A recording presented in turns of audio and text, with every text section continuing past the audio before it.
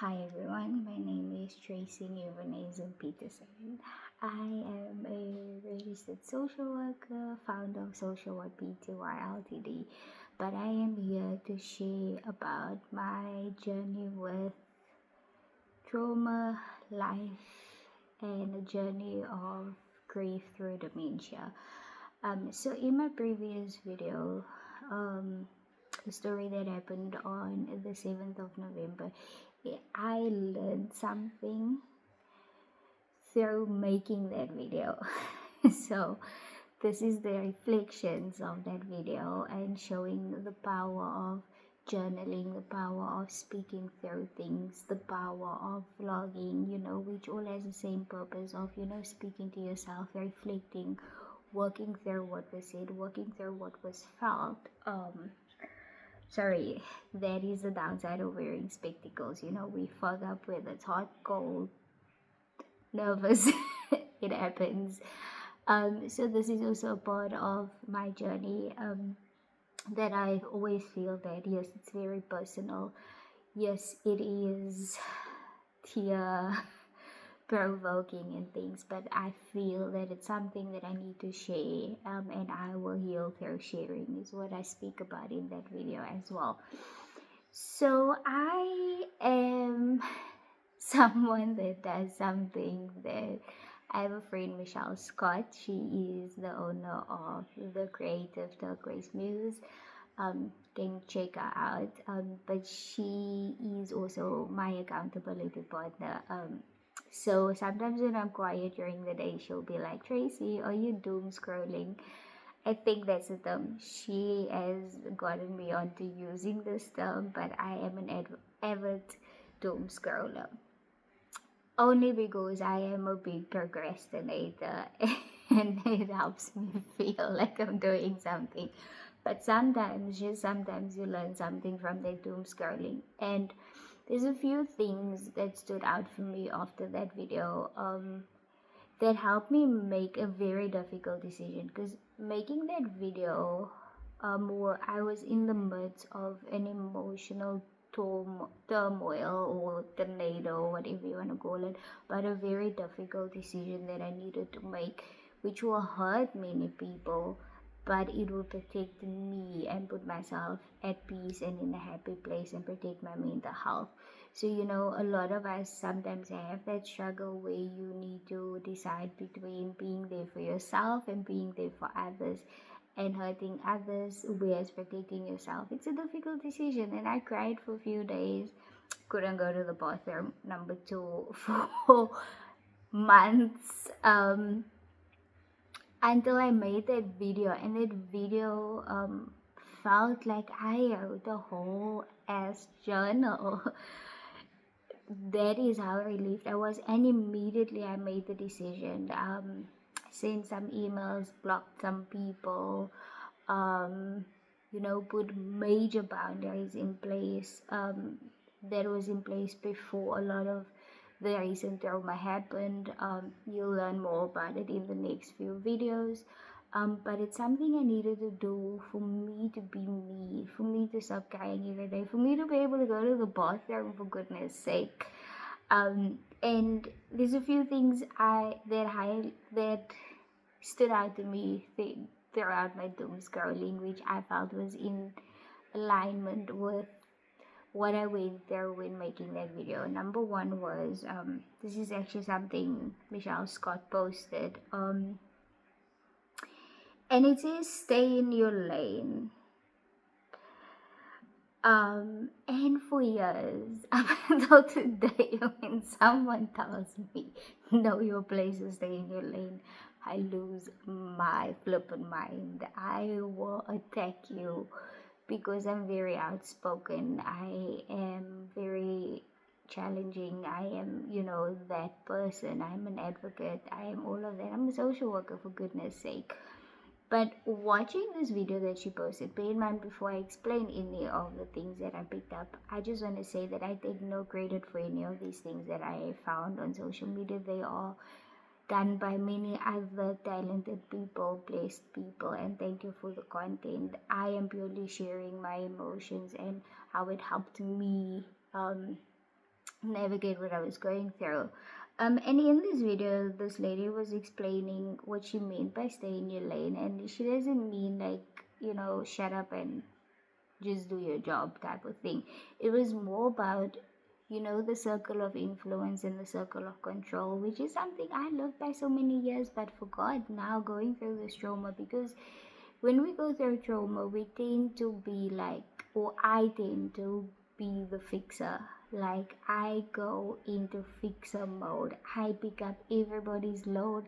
I am the go, go, go person. I take on all the responsibility. I do everything. I am the problem solver. And it's exhausting, but it's who I am. That is my love language. That is how I care. That is, I am the shower upper type of thing. And what this lady meant by, or my perception of what she meant by stay in your lane, is take on what is yours and let go what is not. And I took from that a lot of what was holding me down throughout this period and affecting my body, my mind, my soul, my energy, was the fact that I have taken on responsibilities that should never have been mine in the first place. I have taken on emotions that was never mine. I have overstepped in so many ways to the point where it affects my health, my physical health, my mental health, my relationships, my emotional capacity for my marriage. um and I have really developed the sense of stay in my lane, you know um or some difficult things I needed to do, because society teaches us you have parents, you need to be there for them, you need to provide for them at some state, you need to be the child that shows up, you need to, because I have faced a lot of criticism when it comes to the care of my mom and my father, and by the neighbors, because my parents' neighbors are still the neighbors that we grow up with. So you get to that point of, where's these people's children? Why aren't they doing this? When people don't know the whole story, and you end up making decisions based on people's comments and how people are going to perceive it, but it's not your decision to make. It's not your responsibility to take up. It is not yours. It is not your lane to be driving in.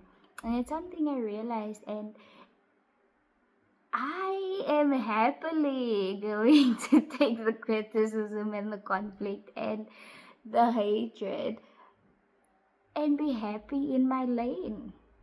That's the number one thing that I picked up.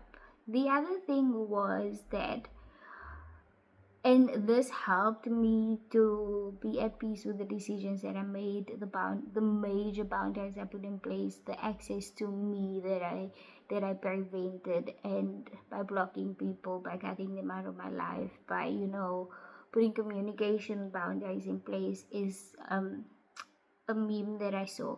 Whatever costs you peace is too expensive, don't buy it. And I have no more mental capacity, I have no more physical capacity, I have no more room or freedom of spending anything on anything that doesn't bring me peace. And that helped me to make those difficult decisions. So that was one. That was two. They're all mixed up because I changed. I had to switch them from phone to phone, so that I can also make this video. And then it said, never feel guilty for setting boundaries to protect your peace. And I was like, amen. I'm like, I haven't faced the backlog of the boundaries yet, but the guilt I am not going to feel. Yes, there's gonna be some shots fired. My bulletproof vest is on. I'm ready for it, but I'm not gonna feel guilty for putting those boundaries in place, because it is what I needed. And then it says, letting toxic people go is not an act of cruelty; it's an act of self-care. And when I say toxic people, people always tend to think of something negative, but people And I'm guilty of this myself. Sometimes you, when you're not in your lane and you're trying to be there and be present and take on things that is not yours, you don't realize that you don't have the capacity to pull through.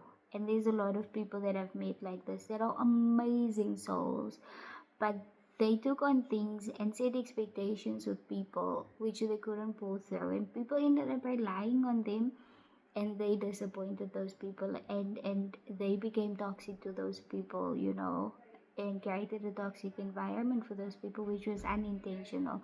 So if ever whoever is watching this and feels guilty about it, I'm not calling you toxic. I'm just saying that you did not have the capacity to fulfill the lane that you took on. um, and I needed to let go of those people in order to be there for myself and to care for myself. Um, let's see, what is that nog? Um, then it is decide what kind of life you actually want, and then say no to everything that isn't that. Society sets this expectation, especially when it comes to parents, family, people you're related to. There's an expectation of the type of relationship that you have. But like, I had to remind myself, that people that I'm related to, I'm not related to by choice. There's some similarities in our personalities, there's some similarities in the way we look. That's all like genetics. That doesn't mean nothing. That doesn't mean that there is an innate love relationship or whatever. Doesn't mean we need to be a part of each other's life. There is a reason why there is so many definitions of family out there. And whether my family is one member or two members at the moment, I'm okay with that. Um, and then, if it doesn't bring you peace, joy, or positive energy, stop engaging with that. As simple as that is what it is. It's not as simple as that, but when you internalize that it is as simple as that, that is what it is. It's just like there's certain, some of us live in the gray area, some of us live in the black and white area, but there's always certain things where we like, it's a hard no. It's as simple as that. It is a hard no, and stick to that hard no.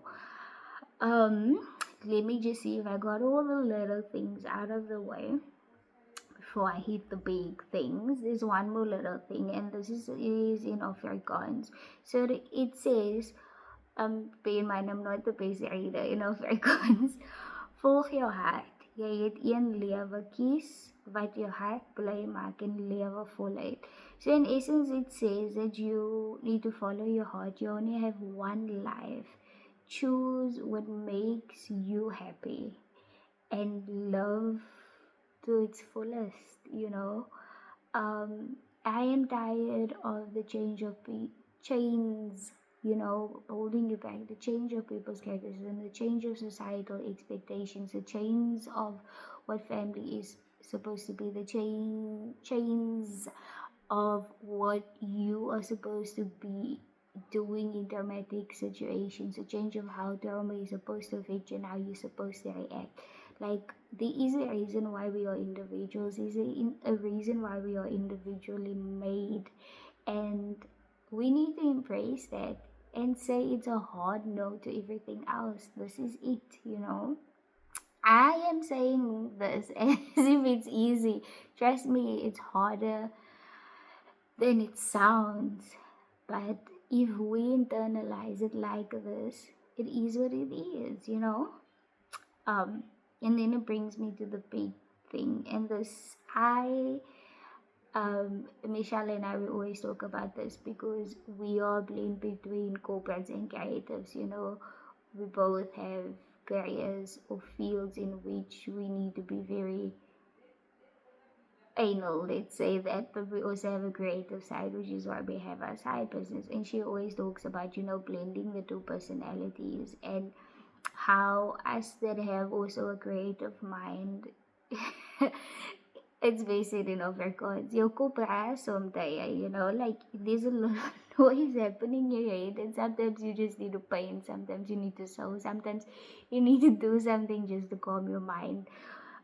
we have these sessions where we're just going at each other like creatively and be like, oh my, what this and this and this, and something amazing comes from it and it calms our mind. So there's a video or reel. It says here JJ Douglas. I'm not sure if that's really who he is. Forgive me for that. But it says a calm mind is powerful in a world that feeds on chaos, because when you bear in mind, just getting, when you learn how to steady yourself, storms don't get to control you anymore. And this is something I also learned from that video. It helped me to speak out and verbalize that noise happening and calm my mind. And it helped me to steady myself, and I realized all those lanes I was in, what I needed to step out of, what I needed to step in, and what I needed to embrace, and what I needed to let go of. Um, and no longer was I driven by emotion. No longer was I driven by just crying every day. I could poop.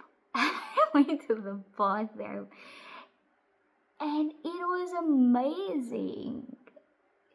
Just ignore that part if you are freaked out by it. But I'm just saying, like, something as simple as that, it is something that brought me joy for many years. I am 34 years old and I could poop 3 times a day happily.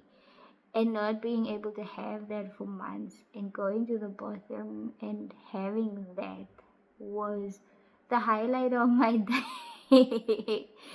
It sounds wrong, but trust me, everybody will find their little piece in it, in what they need to do. I'm not saying follow my advice. I'm not saying don't follow my advice. I'm not saying listen to me, don't listen to me. All I'm asking is don't hate on me. Don't judge me. Don't keep your negativity to yourself. If what I'm saying is not for you, just move on and find your peace, find your lane. I just feel that I need to share my journey, because when I started on this journey, there was no outlet for me. There was no accessibility to services for me. I'm not saying there isn't services out there. There is, but everything has a financial cost, and I was not there. I'm still not there. But I have found other means to do so, and I feel that if I can share my journey and help someone else that struggles with accessibility to help, why not? So if you want to continue listening to the story after the 7th of November, keep watching the video after this. I'll see you soon. Thank you for watching.